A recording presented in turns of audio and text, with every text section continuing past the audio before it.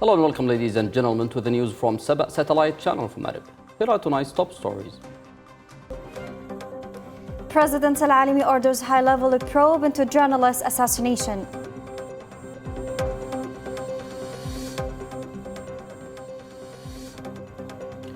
PLC member Al-Arada meets EU and Dutch envoys to advance recovery and development. Information Minister highlights Massam's life-saving mine clearance mission.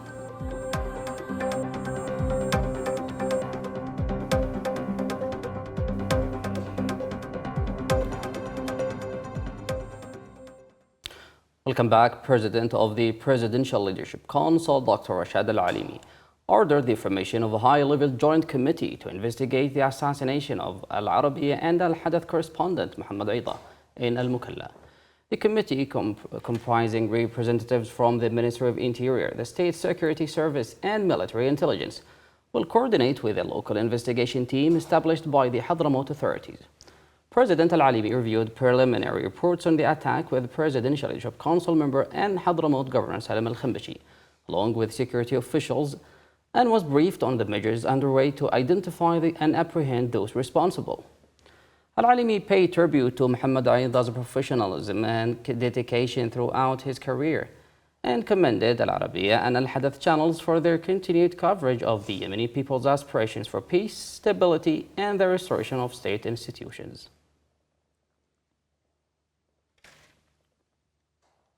Following the presidential direction to investigate the assassination of journalist Aida, the government has intensified its response and efforts to probe into the crime. PLC member Salim Al-Khambashi ordered an urgent and comprehensive investigation into the attack, emphasizing the need to protect journalists and ensure they can work in a safe environment. Prime Minister Shaya Al-Zindani ordered the Ministry of Interior to provide full support to the ongoing investigation and mobilize all necessary resources to identify those responsible and bring them to justice. Meanwhile, the Ministry of Information strongly condemned the attack, calling it a terrorist crime against press freedom, affirming that authorities have launched legal and security measures to uncover those behind the attack. The ministry said the assassination would not deter journalists from carrying out their professional mission and called on international media and human rights organizations to condemn the attack and strengthen protections for journalists.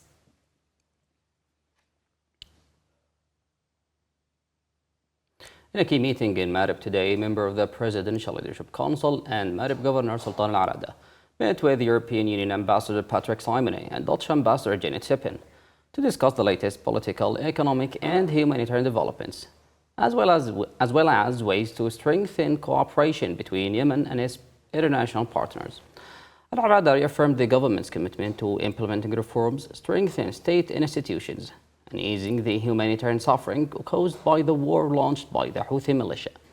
He stressed that the militia's continued intransigence, along with its threats to regional security and international maritime navigation, remains the main obstacle to UN-led peace efforts, calling on the international community to increase pressure on the Houthis to comply with international resolutions. He also urged the international community to expand support for the government's economic recovery agenda and development priorities, emphasizing the importance of moving beyond emergency relief towards sustainable development and long-term resilience. The EU and Dutch ambassadors reaffirmed their continued support for the government, pledging to strengthen humanitarian and development assistance, support institutional capacity building, and promote initiatives that create sustainable economic opportunities for local communities.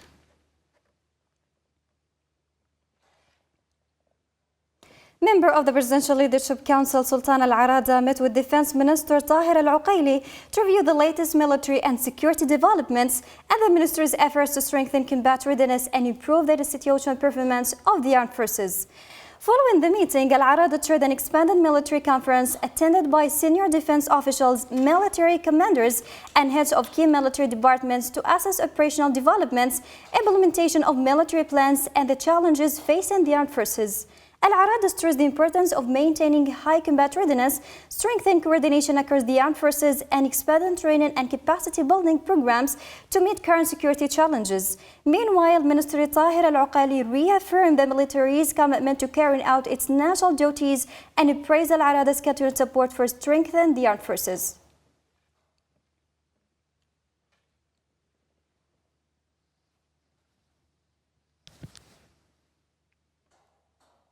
Speaker Sultan Al-Barakani took part in the 20th conference of the Parliamentary Union of the OIC member states in Baku, where he called for greater unity in addressing the security and political challenges facing the region. In his address, Al-Barakani said Yemen, like several Arab countries, continues to face the consequences of external interference and expansionist agendas. He pointed to attacks carried out by the Houthi militia as part of what he described as Iran's regional proxies, and reiterated his condemnation of attacks targeting regional states. The conference concluded with the adoption of Baku Declaration, reaffirming respect for state sovereignty, peaceful conflict resolution, international cooperation against terrorism, support for the Palestinian people's legitimate rights, and stronger economic cooperation among OIC member states.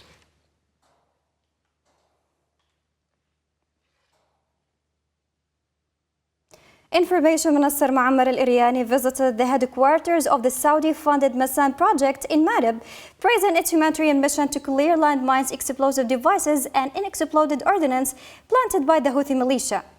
During the visit, Al-Iryani reviewed the project's field operations and congratulated Massan Director Osama Al-Qusaybi following the extension of the initiative for a 9th consecutive year under the King Salman Humanitarian Aid and Relief Center.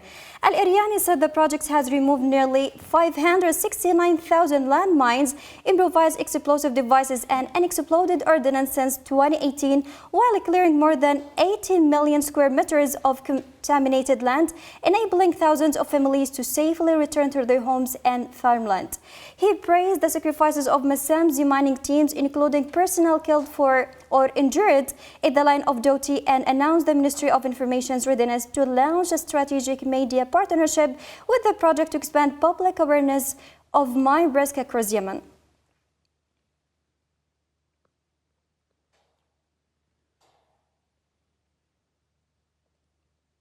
Aden Governor Abdurrahman Sheikh met with Japanese Ambassador to Yemen Yuichi Nakashima to discuss expanding bilateral cooperation and advancing development projects in the interim capital. Governor Sheikh praised the long-standing partnership between Yemen and Japan and commended Japan's continued support for humanitarian and development initiatives across the country.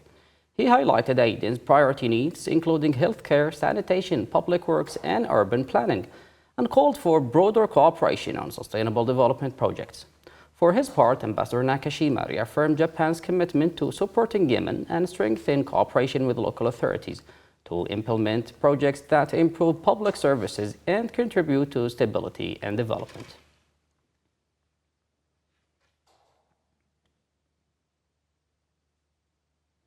Health Minister Qasim Buhaybeh met with the World Health Organization delegation led by WHO representative Nuha Mahmoud to review efforts to strengthen disease control and modernize Yemen's epidemiological surveillance system.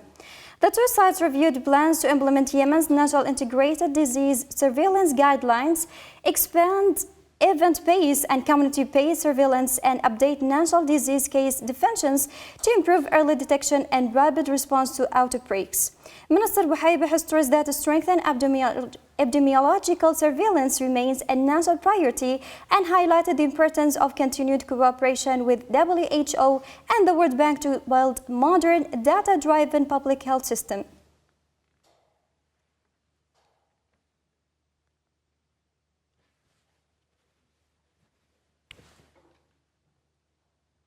Also in Aden, Minister of Water and Environment Tawfiq Al-Sharjabi met with representatives of the UN Refugee Agency UNHCR and Hope Company to review progress on water and sanitation projects.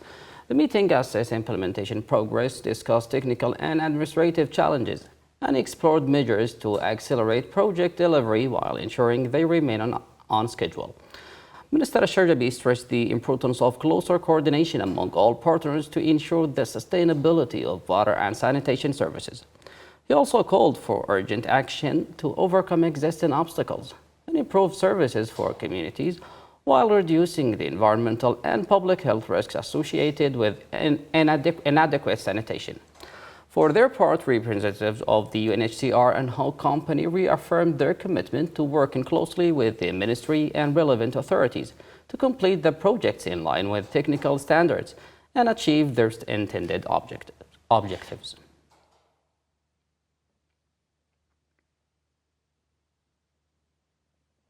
The United Nations Regional Office for Arab States honored Yemen's ambassador to the United States, Jamila Raja, in recognition of her contributions to diplomacy, peace building, and international dialogue, marking the International Day of Women in Diplomacy.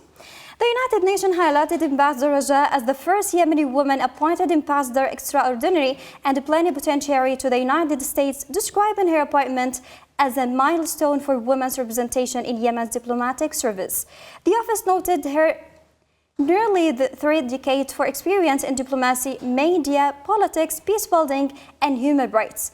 Ambassador Raja was honored alongside diplomats from Palestine and Morocco. The United Nations said the 3 women reflect the growing role of Arab women in diplomacy, leadership, peace building, and international representation.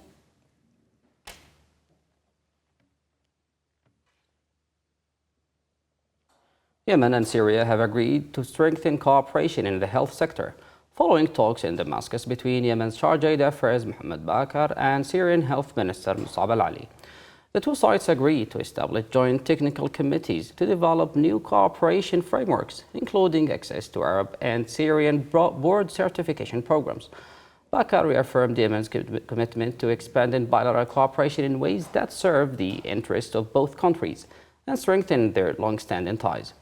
For his part, the Syrian health minister pledged full support for implementing the agreed initiatives and emphasized the importance of continued coordination to improve healthcare services and deepen cooperation between the 2 countries.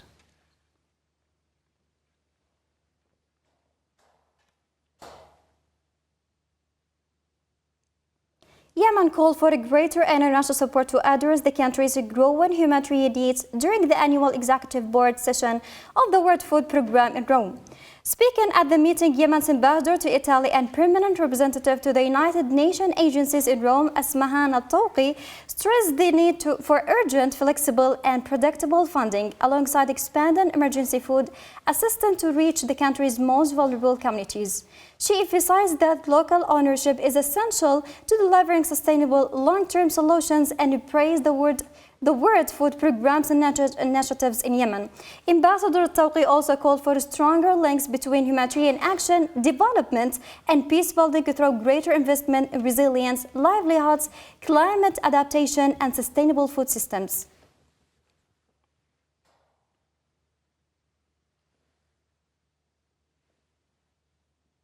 And that brings us to the end of tonight's bulletin. Thank you for watching and have a good time. Have a good time.